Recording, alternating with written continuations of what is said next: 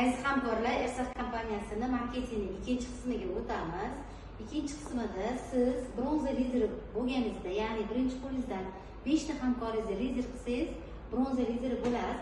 Bronza lideri bo'lib 2,5 ming ball tovaroborot berishni boshlaganingizdan boshlab kompaniya sizga birinchi direktorstvoingizni ochib beradi va siz 8-9 oyda kompaniya direktori deb tasdiqlab bergandan keyin siz umumiy tovaroborotdan 7% olasiz.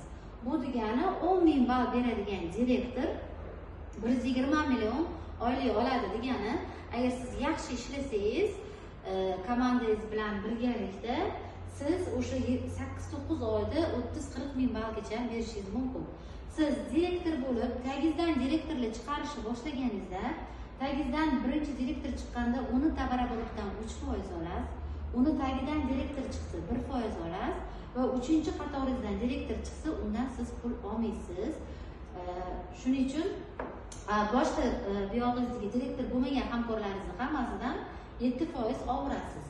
Agarda siz 5 ta qo'lingizdan direktor chiqarsangiz, siz kompaniyada regionalniy direktor statusiga chiqasiz. Bunga ushlab turish yo'q. 5 ta direktor chiqishi bilan sizga regionalniy statusini beradi direktor.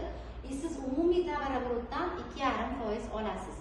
Siz regionalniy direktor bo'lganingizdan keyin, sizni komandangizda shunaqa 5 talab, 10 ta, 20 talab direktor chiqqandan keyin, tabiiyki siz 100 ming balldan ko'p tovaroborot berayotgan bo'lasiz.